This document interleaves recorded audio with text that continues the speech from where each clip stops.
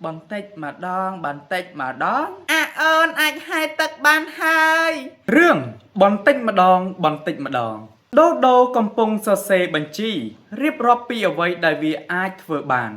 និងអ្វីដែលវាមិនអាចធ្វើបានអ្វីដែលវាអាចធ្វើបានពិតជាមានច្រើនណាស់ដូចជាដាំដូងទៅមុខដាំដូងទៅក្រោយធ្វើល្អជាមួយកង្កែបរំអិលលេងលើភក់ធ្វើប្រាសាទពីដីខ្សាច់យ៉ាងស្អាតលោតឆ្លងតាមដុំថ្មរអិលតែអ្វីដែលវាមិនអាចធ្វើបានពិតជាតិចណាស់នោះគឺហែលទឹកផែកន្ទុយធំលន់មាត់ដូចជាមិនដែលឮថាផែណាមិនចេះហែលទឹកនោះទេខ្លាឃ្មុំស៊ូបញ្ជាក់ថាមិញឯងអត់ចេះហែលទឹកតតែសោះឬសូម្បីតែហែលបន្តិចក៏អត់ចេះដែរមែនអាយុពុនឯងហើយហ្នឹង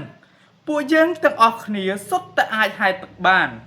ហើយចុះថ្ងៃក្រោយឯងគិតយ៉ាងម៉េចទៅម្ដាយនិយាយដោយមួម៉ងពេលឮដូដូទូពិតពីការចំអកនេះនៅក្នុងបញ្ជីដែលភេកន្ទុយធំនិងខ្លាឃ្មុំអាចធ្វើបានអត់មានឃ្លានិយាយថាធ្វើល្អជាមួយកូនភេសោះបងស្រីដូដូក៏បន្ថែមហើយបងហ៊ានភ្នាល់ថាប្រាសាទដីខ្សាច់ដែលខ្លាឃ្មុំឬភេកន្ទុយធំធ្វើក៏គ្មានស្អីស្អាតដែររាល់ថ្ងៃម្ដាយដូដូតែនិយាយថាថ្ងៃនេះកូនឯងត្រូវតែរៀនហែលទឹកឲ្យបានតែវាធ្វើមិនបានសោះ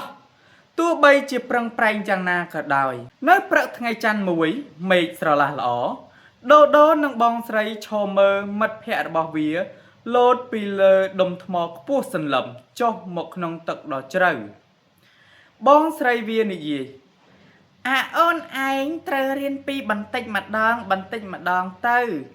ដូដូឆ្ងល់បន្តិចម្ដងបន្តិចម្ដង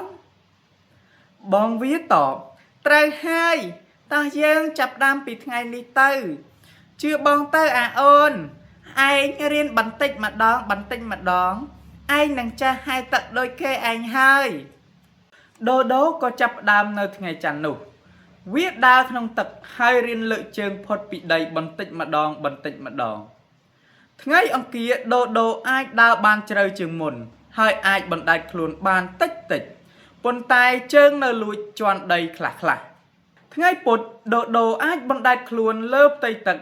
ដោយមិនបាច់ជាន់អ្វីឡើយថ្ងៃប្រហ័សដូដូអាចបណ្ដែតខ្លួនដោយទធាក់ជើងតិចបន្ទាប់មកវាអាចហែលចាក់កាណូតបានឆ្ងាយរហូតដល់ដុំថ្មនៅកណ្ដាលព្រែកថ្ងៃសុក្រ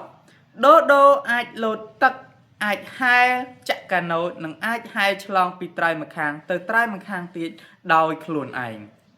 ថ្ងៃសៅរ៍កន្លងផុតទៅយ៉ាងលឿនដូដូអាចហែលបានតាមដងអូពីកន្លែងរាក់ដែលវាធ្លាប់លេងពីមុនទៅកាន់កន្លែងជ្រៅពីការមិនចេះហែលទឹកពីការរត់ដាំដូងលេងនៅលើគោកតាមដងអូពេលនេះដូដូអាចហែលក្រឡាប់ផ្កាប់ផ្ងានៅបាតទឹកយ៉ាងប៉ិនប្រសប់នៅរសៀលថ្ងៃអាទិត្យមិត្តភ័ក្តិនិងសមាជិកគ្រួសារទាំងអស់បានឈរតម្រៀបគ្នានៅមាត់ព្រែកដើម្បីអបអរសាទរបបោដូដូលោតពីលើដុំថ្មខ្ពស់ជាងគេនៅក្នុងទឹកដ៏ជ្រៅដូដូនិយាយទៅកាន់បងស្រីដោយរំភើបខ្ញុំចេះហែលទឹកហើយខ្ញុំចេះហែលទឹកហើយបងស្រីនិយាយបណ្ដាញញឹមបណ្ដាហើយស្រវាអោបដូដូដែលនៅទៅទឹកនៅឡើយអាអូនអាចហែលទឹកបានហើយឯងឃើញទេយើងចាប់ផ្ដើមពីចំណុចតូចទៅហើយនៅទីបំផុតយើងអាចសម្រេចបានលទ្ធផលធំ